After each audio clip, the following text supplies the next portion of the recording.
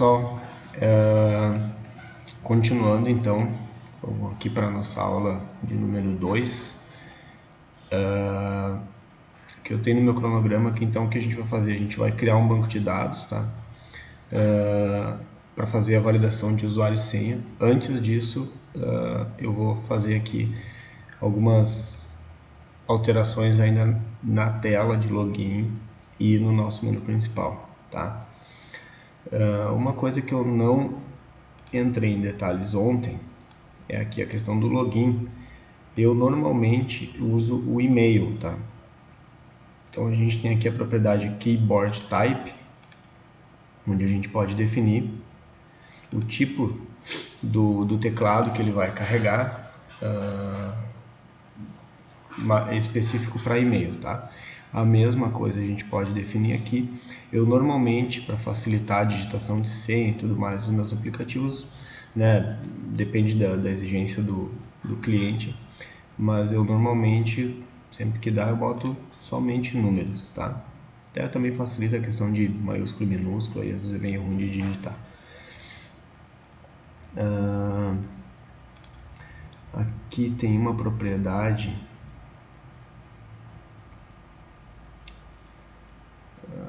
cadê? Aqui, return key type, next, né? Vai para o próximo campo, se eu não me engano é essa função, e aqui done, ok. Tá, ainda aqui no teclado a gente tem a propriedade password, se eu não me engano, isso aí, aqui a gente seta para true, né? Para que quando o usuário estiver digitando a senha dele, não aparecer a senha, tá? Bom, aqui no nosso retângulo também eu não citei uma questão aqui, a gente pode, essa estilizada aqui que a gente colocou, a gente pode definir, né? Tipo, tô achando muito fininha a borda, né? A gente pode aumentar aqui, né? De acordo com o gosto de cada um aí, né? Tá certo? Bom, aqui na nossa outra aba, então a gente vai botar um toolbar, que vai ser o nosso cabeçalho, tá? E vamos colocar um speed button, que vai ser o nosso btn menu. Ele vai ser alinhado à esquerda, tá? Ele vai ter o tamanho de 48. Por que eu boto já 48, tá? Porque no sistema operacional, se eu não me engano, no iOS, ele vem com um padrão já 48. Então, para manter esse padrão, não adianta eu me enganar, achar que eu vou criar um botão desse tamanho e que ele vai ficar desse tamanho no sistema operacional. Uma característica da compilação do Delphi é que ele adapta as coisas de forma nativa à plataforma para a qual tu está gerando o aplicativo. Então, ele redimensiona aqui o tamanho sempre, tá? O style lookup dele, vamos colocar aqui details button, daí fica como se fosse o nosso menuzinho aqui, tá? A propriedade text a gente pode limpar.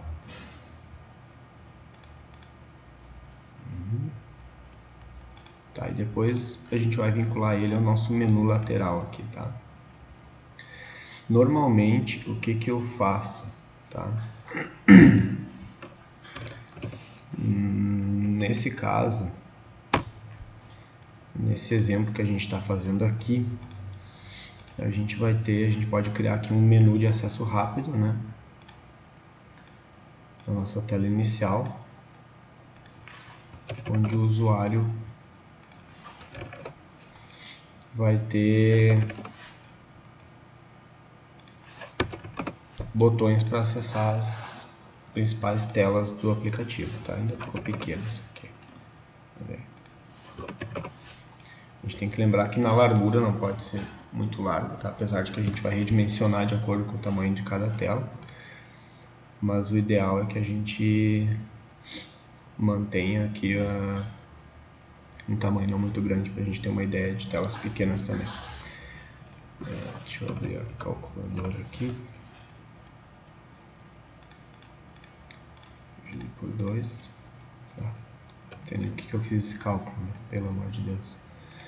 125 e 125. Então os nossos itens dentro do grid layout vai ter 125 cada um.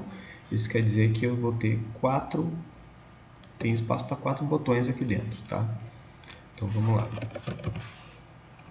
Um retângulo.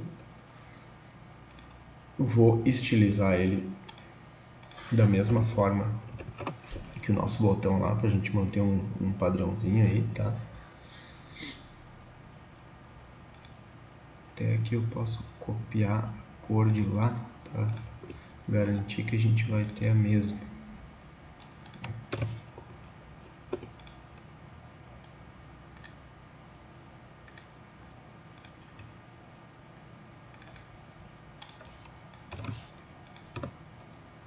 Aí. Só tem que mudar o ângulo aqui Aqui eu vou botar 25. Daí ele começa no canto e termina aqui no meio aqui. Vamos botar também uma borda para esse cara, tá? Para não ficar todos colados um no outro. Então aqui à direita 5 e eu boto 5. Vamos lá. Aqui a gente só muda o lado da borda, tá? E mudamos o ângulo do efeito.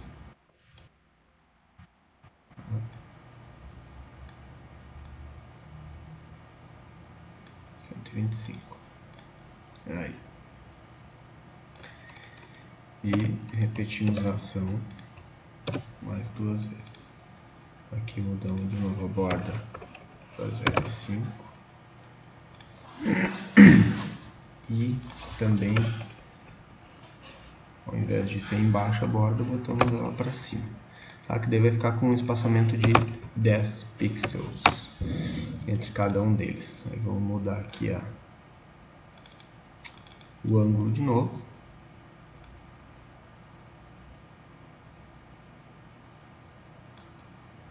Em 5. E aqui de novo. Aí. Já temos um menu, né? Mais ou menos aí. Bom, vamos botar então um nome para cada um deles, né? Claro que a gente tem que cuidar aqui aquela questão da estrutura, né? Então, vamos botar para dentro aqui, porque essa descrição pertence a esse retângulo que, na verdade, vai ser um botão, né? Vamos renomear ele aqui btn clientes. Esse aqui vai ser o nosso MDL clientes, tá? Vamos alinhar ele ao client. Aí. Vamos ajustar aqui a descrição e centralizar. Pronto. Agora vamos replicando aqui para o 2, para o 3 e para o 4. Tá? Cada um deles vai ser uma das nossas telas. Vamos dizer que esse aqui vai ser novo pedido.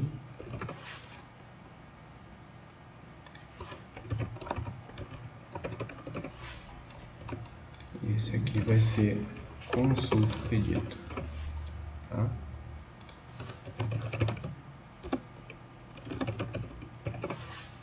Pronto.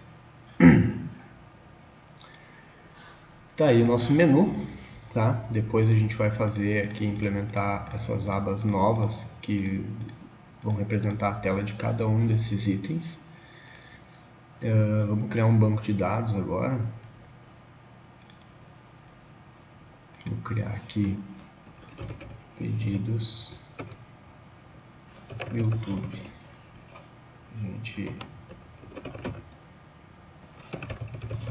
fica bem intuitivo o nome dessa base. Saber que é dos vídeos, né? Tá, base de dados foi criada. Vamos criar uma primeira tabela. Tabela de usuários, tá?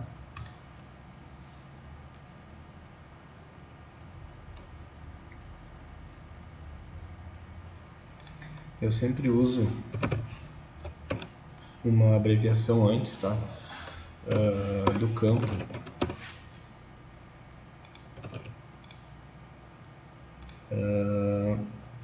Para quando eu bater o olho nele em qualquer SQL eu saber de qual tabela ele é, tá?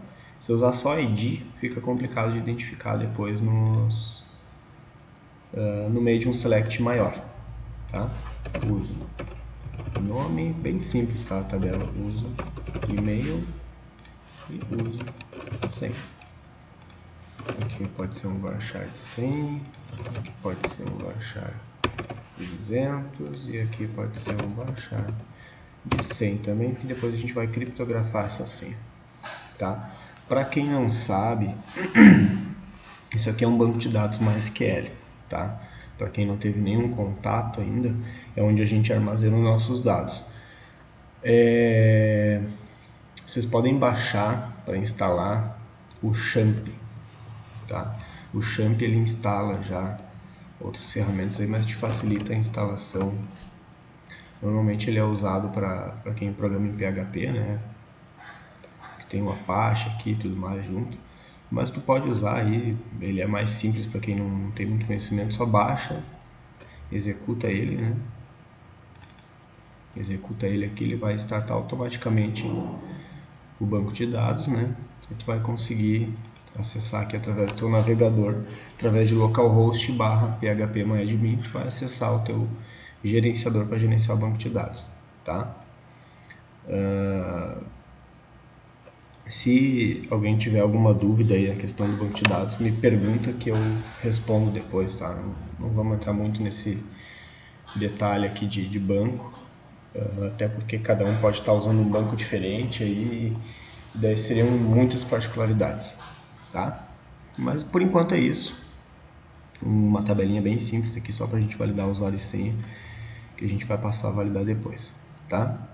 Então vamos salvar.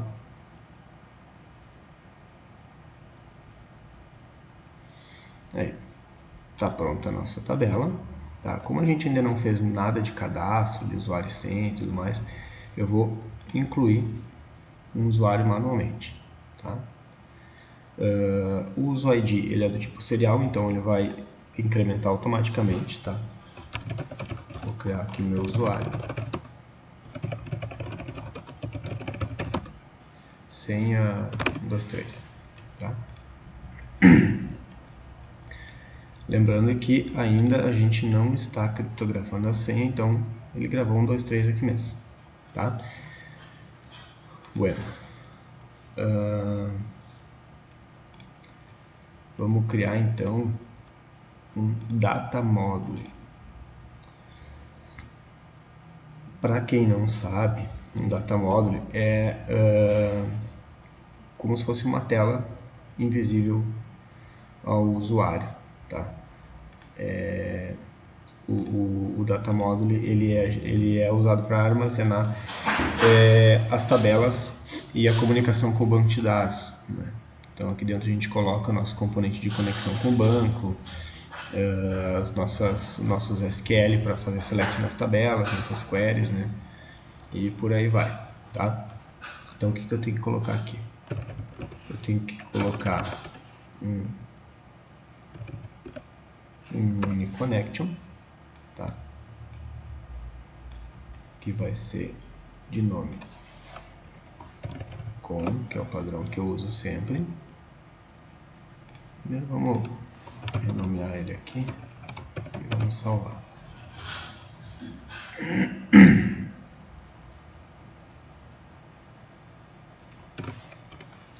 UDM, ok.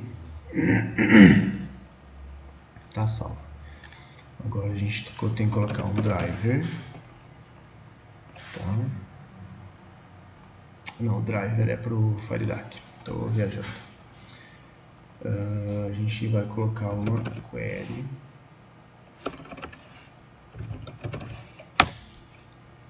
Que vai ser a nossa query exec. Que a gente vai usar ela para fazer selects genéricos, tá? Depois, mais para frente, vocês vão entender qual que é a função dessa query aqui. E nós vamos ter a nossa query aqui, que vai ser a query login. Tá? Nessa query aqui, a gente vai fazer um select na nossa tabela de usuários, onde a gente vai validar o usuário e senha, tá? Eu adiciono todos os campos sempre, tá? Mesmo que seja um select simples, porque primeiro por questões de performance, tá? Se a gente deixa asterisco, a gente deixa para o banco interpretar esse asterisco e ele lá na tabela olhar quais são as colunas que tem e retornar quais são as colunas que ele encontrou. Segundo, se eu tenho um select asterisco e eu criei lá no meu Delphi lá 4 colunas e depois eu adicionei mais uma coluna, tá errado, entendeu? Eu tenho que voltar lá, criar a 5ª coluna. Então isso aqui me garante que toda vez que eu criar uma coluna eu sou obrigado a ir lá e revisar, tá? Então eu vou selecionar os 4 campos aqui e vou filtrar por e-mail e senha.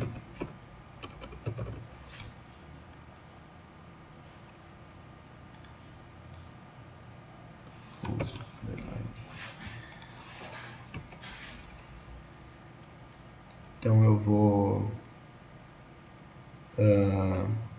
selecionar os 4 campos aqui, tá? E vou filtrar por e-mail e senha. Vou criar aqui.